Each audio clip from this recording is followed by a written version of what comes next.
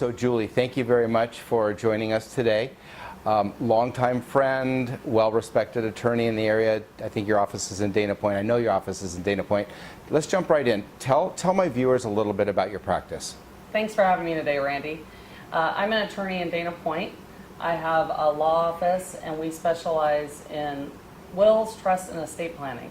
I've been spending the last 20 years helping people protect their assets and their loved ones. So what does that really mean, protecting your assets? It's a good question. What that entails is having a plan in place to protect both your most important assets, your estate, as well as provide for your beneficiaries in the event that something happens to you. I also, through my law office, we do trust administration, and we can also do probate if that comes to pass. Okay. So you mentioned California, or California is obviously where we live and you practice. What's specific about California is so important when it comes to what you do? Well, it's really interesting in California because when you have a plan in place, it makes it much easier to administer an estate after someone passes away, or in the event that they need a conservatorship or they have some sort of disability later in life. If you don't have something in place, then you end up in what's called probate in California. And probate is very public, time-consuming, and costly. So at all costs, we want to have a plan in place and avoid the probate courts of California. So, you know, my world is all about real estate, selling homes, helping people buy and sell. When it comes to home ownership specifically, what is it about your practice that becomes so important with regards to owning a home? Well, especially in Southern California, you know, the home will typically be someone's greatest asset. A lot of their net worth will be tied up inside of the home. And so having either a trust in which your home is in the trust in place allows the home, if something happens to you, to pass to the beneficiary that you have designated, whether that's your spouse, a significant other, or your children. And now in California, there is a new document that the legislature just came up with. It's a new plan in California that for the next 5 years, they're trying it out. And what it's called is a transfer on death deed. So if you don't want to do a full-blown trust because you only have a home, you might consider doing a transfer on death deed that you file and nothing happens until you pass away. And the reason that this is so exciting is because what used to happen is people might add their children to the deed of their home because then they wanted them to have access to it if something happened to them. The danger of that is that if the children have a creditor, then someone could come and take actually the parent's home. So this new transfer on death deed is actually really exciting. It's a good development in California. So over the years, I've referred you a lot of my clients, people who are buying homes, because it is so important. I've never sat in on the process. So what's like the process like when you sit with somebody for the first time, first initial consultation? Well, it's a good question. I always try and make people feel very comfortable. I have a rule in my office that I always offer an initial complimentary consultation.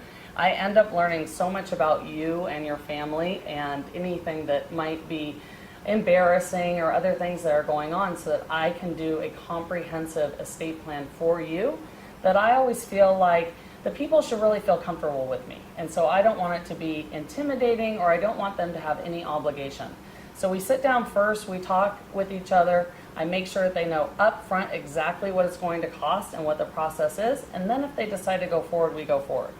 And then what happens is I have an initial intake form, I gather a bunch of information, and then I always promise that within 10 business days, I'll have your initial draft back to you. I never want you to come into my office and want to start the process and then have me be the holdup getting it done.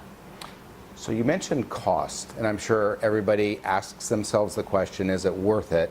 When it comes to cost, what could one expect? Is it an expensive process? And where can they find out more information about what the fees are connected with your services? Well, you know, expensive is all relative to everyone, for sure. Right? So I always say it costs about 1/10 of what a starting probate would cost. So I think that's a pretty good deal. You're going to pay 10% and you're going to save another 90% if you did not have the plan in place.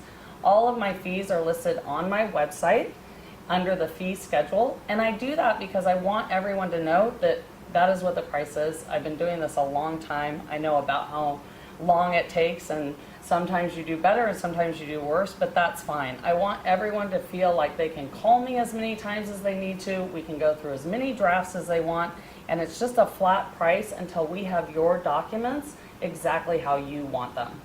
So you mentioned a website. What is that for the people listening? Where can they actually go to learn about you and to find out what fees there are? And it's good that there's one fixed price they know up front going in. What's the website? So my website is www.mainslawoffice, that's my last name. It's spelled M-A-I-N-S, lawoffice.com. And a phone number if they want to reach out to the office? 949-545-6500. One last question. Is there any scenario that I'm not thinking about? You've pretty much educated me that it's really important for homeowners to have a will or trust.